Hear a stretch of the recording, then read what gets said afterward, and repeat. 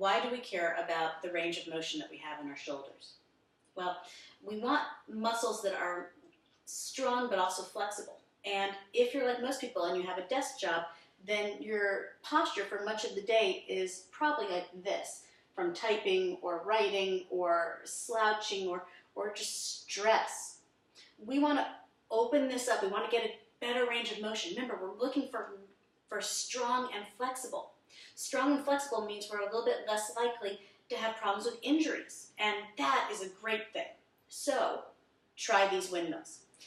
I've referred to these windmills before, and people sometimes have trouble with it. What we're trying to do is get our arms going in opposite directions at the same time, and then we go in the opposite manner. So one arm, for me right now, my right arm, this guy, is in a freestyle stroke, whereas my left arm is going in a backstroke. And then I switch it and go in the opposite direction. And this is really opening up my shoulders, my chest, and helping me to have much better posture and alignment. This can be incredibly confusing though for a lot of folks. So some things to keep in mind. One, we're standing, so we want that good posture here. Feet about hip bone distance apart, remember underneath ASIS. Outsides of the feet trying to be closer to parallel to each other as opposed to what most of us do, which is our little duck walk. And we're stacking our joints, heels, knees, hips, shoulders, crown of the head, all stacked on top of each other. No beach walk though, right? Don't stick the chest and the belly out. So to go into windmills, if you're thinking that this is just really weird, you can't kind of wrap your mind around it, there are a couple of other ways that you can go into this pose. You can try the wind up. Usually there's a little bit of a bounce to it, and it's kind of like a double Dutch thing. You jump into it, and there you go. Right? That's a nice way to come into it.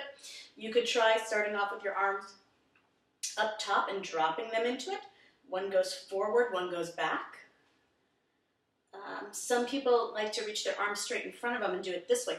This one I think is horribly confusing, but that's just me. And then they go like this. That one is really hard. If you have really tight shoulders and this seems complicated for you though, the easiest way is to start making circles. All right, so you probably got this part easy. And then notice that I start to open it up wider. Look at that, without even realizing it, we're in it. And then to go in the other direction, you may have to go, did I do it that way? Right, this is the other direction. To go in the other direction, you may have to start from there. It is exhausting for your shoulders though. And the reason it's partly so exhausting for your shoulders, or partly the reason, is because we're used to this. We're not used to opening them. So don't exhaust yourself, but do start to feel that. Get a little bit more range of motion. Stop going into slouchasana all the time. Carry yourself with a little bit more pride, for lack of a better way of saying it. Right? So try your windmills. See how this works for you.